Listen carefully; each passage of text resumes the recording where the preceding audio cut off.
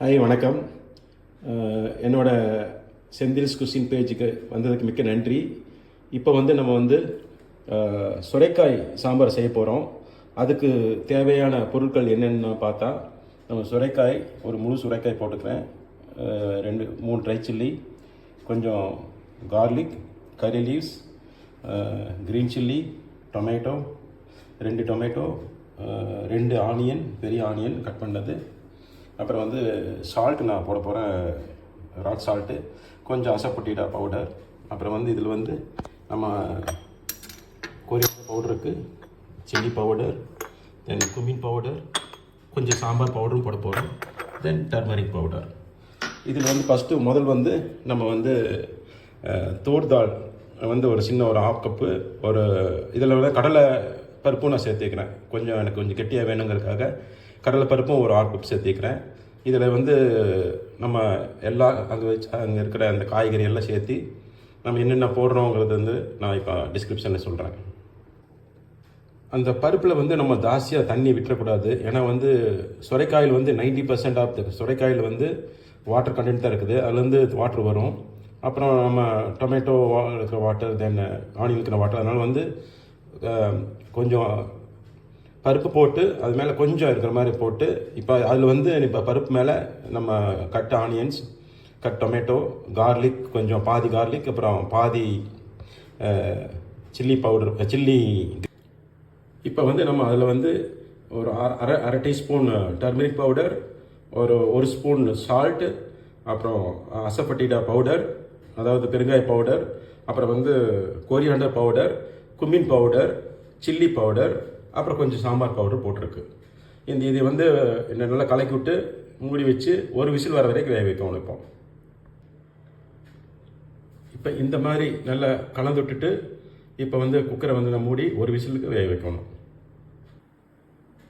நம்ம மீடியம் ஃப்ளேம்லேயே வச்சோம்னா ஒரு 5 நிமிஷம் 10 நிமிஷத்தில் நம்மளுக்கு விசில் வந்துடும். அப்போ நம்ம க்ளோஸ் பண்ணிவிட்டு அப்புறம் அந்த ஸ்டீம் போகிற வரைக்கும் வெயிட் பண்ணிவிட்டு அப்புறம் நம்ம தாளிக்க வேண்டியது தான். இப்போ பார்த்தீங்கன்னா ஆஃப்டர் 1 விசிலில் இந்த பக்குவத்தில் வெந்திருக்கு. இதை வேறு ஒரு ஜாரில் நம்ம ட்ரான்ஸ்ஃபர் பண்ணுறோம். பண்ணிவிட்டு இதே குக்கரை கொஞ்சம் கழுவிட்டு இதில் நம்ம கொஞ்சம் தாளிக்கிற ஐட்டமெல்லாம் போட்டு தாளிச்சிட்டு அப்புறம் இதே மிக்சரை இதை கூட ட்ரான்ஸ்ஃபர் பண்ணி கொஞ்சம் வேக வச்சோம்னா நம்மளுக்கு சுரைக்காய் சாம்பார் ரெடி ஆகிரும். இப்போ நம்ம வேறு ஜார் சேஞ்ச் பண்ணிட்டோம், ட்ரான்ஸ்ஃபர் பண்ணிட்டோம். இப்போ திருப்பி அதே குக்கரில் எண்ணெய் ஊற்றி இப்போ தாளிக்க போகிறோம். இப்போ இதில் 2 ஸ்பூன் எண்ணெய் ஊற்றிருக்கு. அதில் நம்ம கடுகு போட போகிறோம். கடுகு போட்டு அதில் கொஞ்சம் சீரகமும் போடலாம். சீரகம் போட்டு நம்ம அது தாளிக்கணும்.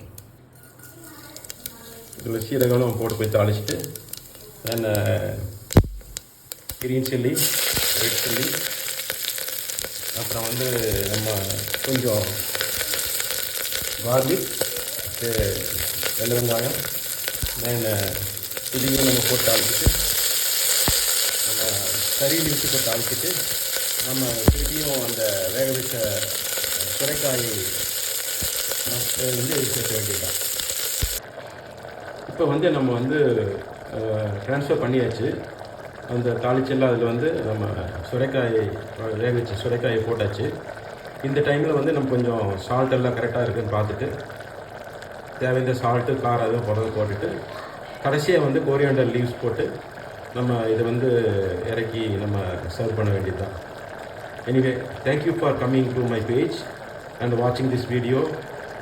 Please give your comments, likes and also subscribe my channel.